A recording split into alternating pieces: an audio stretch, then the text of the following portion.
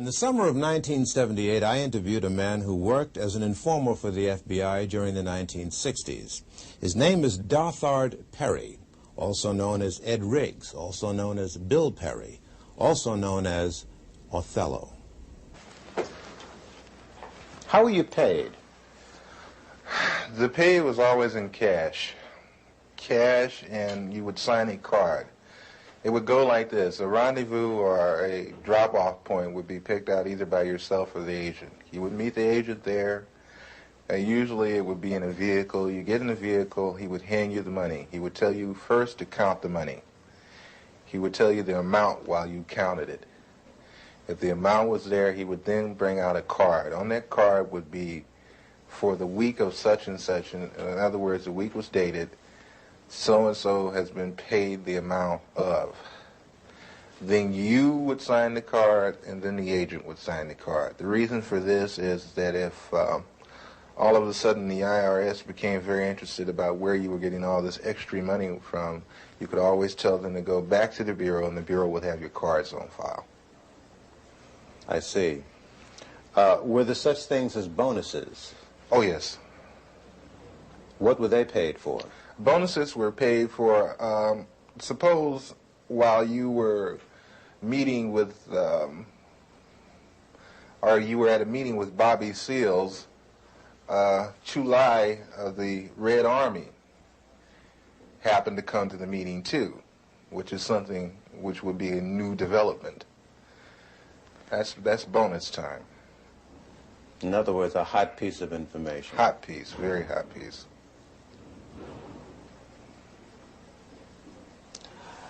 Did you ever suffer pangs of conscience? Quite a few times. Quite a few times. I still suffer pains of conscience. I suffer from the fact that a lot of people trusted me, and I misused that trust.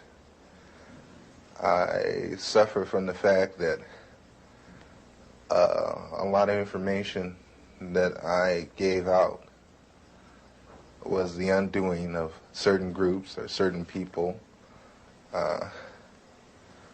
I suffer from the fact that I'm on the run constantly. I have no real life to speak of. You have no family life, really? You have a wife? No, I don't have a wife. I do have a child. I can't see her that often. I have to stay away from them because once I come around, the Bureau shows up and harassment starts. I have very few close personal friends, no one to really confide in. It's like being on the outside of a glass jar and everything is happening inside the jar, but you're on the outside. You can see it happening, but you can't participate. Why have you decided to talk to me? For the simple reason, I think this information should be getting out, should be put out to the public. I think not only black people, but everyone should become aware of what your so-called law enforcement agencies do to so-called enforce the law. Because between you, myself, and the audience, I've seen more felons in law enforcement than I have in prison. Many would say, well, look, you yourself just got through saying that the BLA was involved in criminal activity. What's wrong with wanting to put them in prison? How would you answer them? I would answer them in this way. First off, we have to understand why they did what they did. But I'm not even going to go off into that psychological hoo-ha. What I'm going to say is when you become just as bad as the people that you go after, then there's nothing gained and a whole lot lost. You also were active in the infiltration of many cultural groups. Before we go into that step by step, how much research and study did the FBI engage in of black culture in the late 60s? A great amount. Give me an idea. From the thing is, I can. They have a file on every type of magazine that blacks read. They have a file on the music. Music, dance, theater, actors, comedians, you name it, man. And they would actually study these different... Yes. Oh, yes, definitely. What would they do with music? To understand the people, you have to understand the culture. To infiltrate, you have to understand. You had a lot of so-called white liberals that were infiltrating the so-called black groups using the information that they had gathered from the studies of blacks. You mean just to understand the behavior pattern of our people? Oh, yeah, I can, Will Heaton could name out some jams of Miles Davis that I hadn't even heard of. He could name off some books that I hadn't even read pertaining to black culture. Do you ever see agents actually studying the music of... Yes. Yes, I've seen them going over even video portion of cultural events. The understanding, like when, you have an organization like Leroy Jones' Black House. You remember that? Okay, Leroy Jones's place, which was done on the thing of tribalism. That's where I first heard the word Kintu, Mantu, Huntu, Hintu. These words of the African continuum. I learned that from an agent. He ran it down to me. They make in-depth studies of the personalities of the people they're dealing with too, culturally. It always helps it's a thing of you can take their culture and use it against them. How large would you say an extensive collection on our culture would you say the FBI has? Would you rate it as large as a particular library, like the Schomburg Library in Harlem? Or... I would rate it better. And the fact is that they go into details that we probably would overlook. Will Heaton used to meet me in different places. Will Heaton, that was one of my supervising agents. There is a certain bar in the Los Angeles area where people into black cultural things met, and Will Heaton used to meet me there. And he would go into very long and tiring conversations with some very articulate brothers about culture, African culture, and Afro-American culture. Tell me about some of the cultural organizations that you infiltrated and what you did. PASLA, Mafunde, Watts Writers Workshop, which they had... The Watts Writers Workshop? Yes. Watts Writers Workshop, which was one of the oldest established black writers' workshop. That place was burned down. Yeah. The Bureau had it burnt down. How do you know that? I know because I participated. I did the arson. You burned down the Watts Writers? Yes. Why did they want it to go? At the time, funding had been cut to the workshop, had been cut out, but it looked like there was a possibility of a grant being given back to the workshop. And if there was no theater, there would be no grant. How did you do it? 2 cans of kerosene, Purex bottle, gasoline, and a flare, highway flare. Why didn't you use more sophisticated stuff? Oh, no. No. You're never overly sophisticated. It's too obvious. This way you make it look like, maybe somebody in the neighborhood that got kicked out of theater at one time got mad and came and burned the damn theater up, that kind of thing. But you were involved in this theater? I mean, didn't it get to you at all what you were... Hey, man, that got to me a great deal. I love that theater. I built the stage. You built the stage. Oh, yeah. When I got to the workshop, the stage that had been, the original stage that had been built needed an extension on it. The original part of the stage was in terrible condition. They had no lighting system. I put the lighting system in myself. I put the stage in myself. And that was a stage, man. And that was a theater. It's a nice theater. Who was the director of that workshop? Harry Dolan. Harry Dolan. Some very, very well-known artists supported that workshop, gave money to it. Some very well-known artists came out of the Watts Writers Workshop. You know, Glenn Tubman, Yaphet Kotto. Sidney Poitier used to come down there and give a class. Sammy Davis Jr. used to come down there all the time.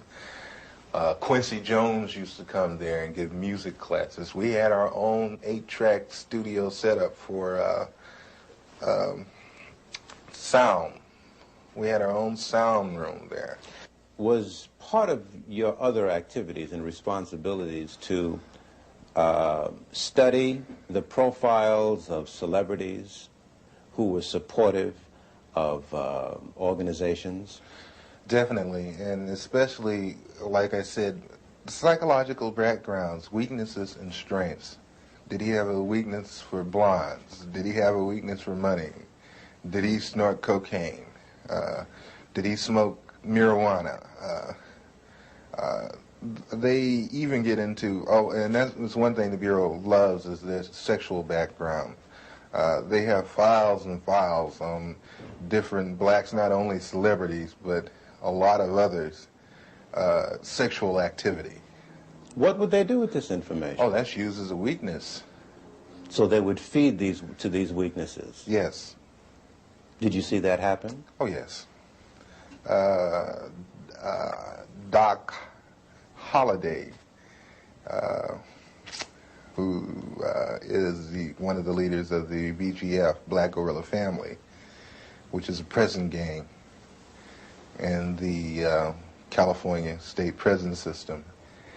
Upon his release from prison, a certain sister made herself known to him at a nightclub, whereupon he moved in with her, and she picked up names, telephone numbers, information, you know, that kind of thing. That lasted for a good 3.5 months. Was this an unusual thing, or did this happen often? No, that happens all the time. Did you yourself get involved in doing that? Yes. Give me an example. There was a gentleman that was on trial in Los Angeles that belonged to the BLA that had been busted in a southern state for a bank robbery, but was brought with 2 other people to Los Angeles to stand trial for the machine gunning of a police officer in Los Angeles. I was supposed to worm my way into the affections of his sister, and whatever it took to get the information that I needed as far as what kind of defense they planned to use as to turn this information over to the federal prosecution. Did you do it? I got the information, and thank God I didn't have to go through with the actual thing of sexual activity. What do you mean, thank God? The sister was rather unappealing.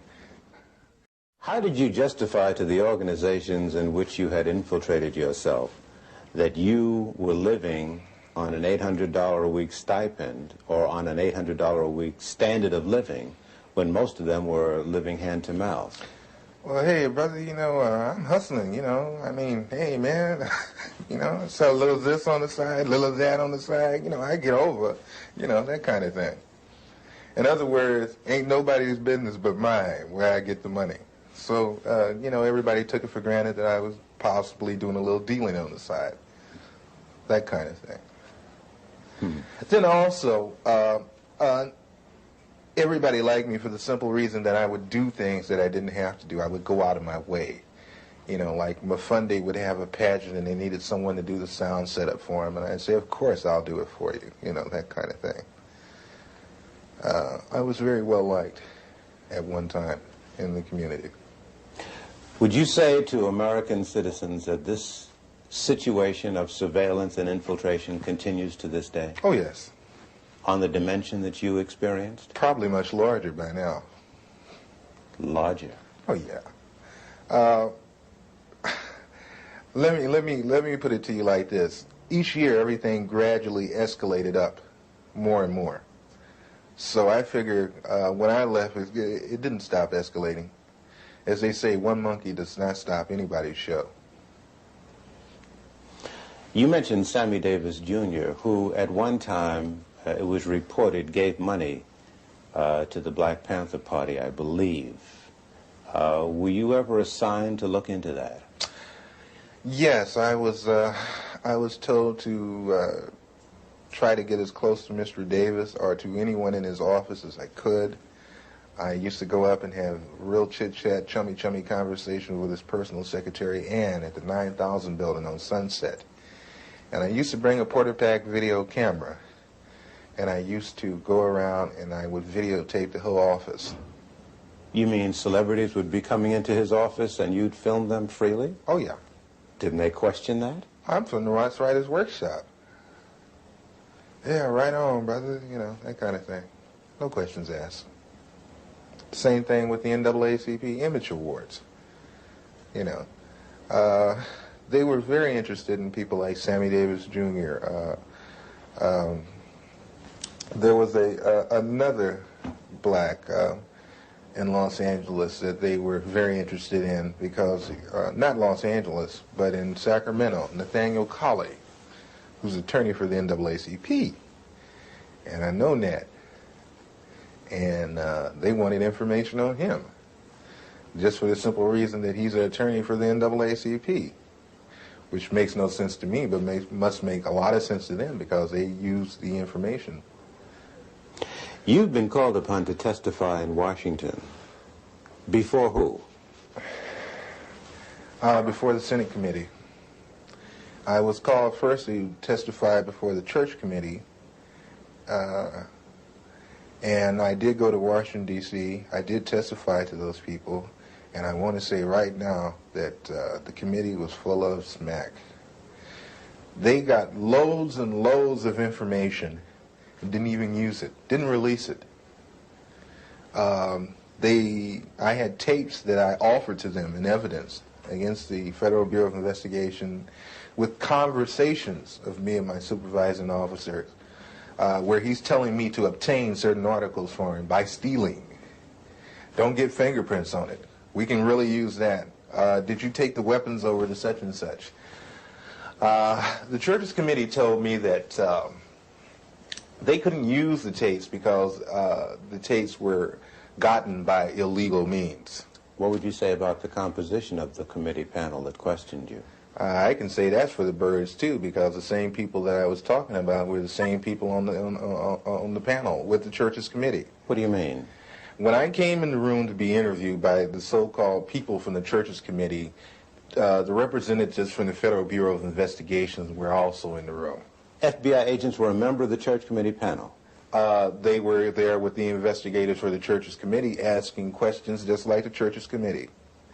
And see, this is another thing that I find fault with, and this is another reason why I am not going to Washington, D.C., is that, again, I have been asked to come again for the second time. I'm not going again.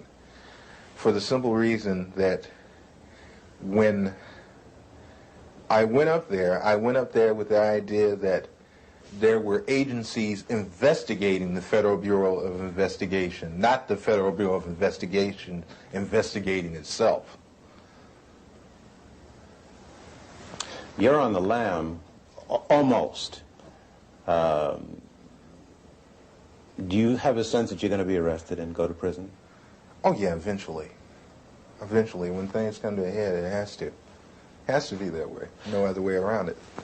What would you say to citizens who sit and listen to what you've said and have a sense of frustration and helplessness? There are some agents, the old line agents, that disagree with the tactics that were used during the so-called COINTEL period.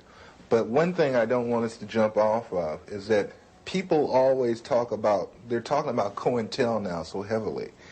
I'm not talking about COINTEL, I'm talking about a thing called BD, which was better known as Black Desk. The Black Desk was set up for a simple thing of infiltrating black organizations and black groups, whatever. Where was this Black Desk, or were there a number of them? There were a number of Black Desks, but the head Black Desk was in Washington, D.C., controlled by Sullivan. And the... Was he black? No. Mm-hmm. And what was the function of the Black Desks all over the country? I guess there were dozens. The function of the Black Desk was to monitor activity, social unrest, revolutionary groups, cultural groups, and such in the black community. And feed it into this central desk. And it still exists? As far as I know, yes.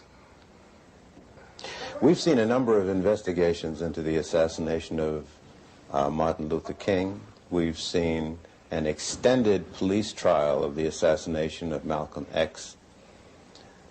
What you seem to say substantiates what many black people say out on the street, that government agents or agencies knew that these assassinations were brewing and either participated in them or allowed them to take place. It would behoove black people, it would behoove all people, really, to question so-called the cut and dry one lone assassin theory. The Bureau and other intelligence agencies are very good at conspiracies. They are very good at setting people up to be killed. They are very good at making innuendos so the person will be killed. City police don't know about it because they have policemen in there. They don't let black people form anything without some policemen in there. And while I was in the black Muslim movement, over the black Muslim movement, many of the police who were sent to infiltrate us, they're black, would tell me, say, look, I'm a cop, but I have to come. They would tell me. I knew the Muslim movement was full of police. So don't you think anything is going down that they don't know about. The only thing that goes down is what they want to go down. And what they don't want to go down, they don't let it go down.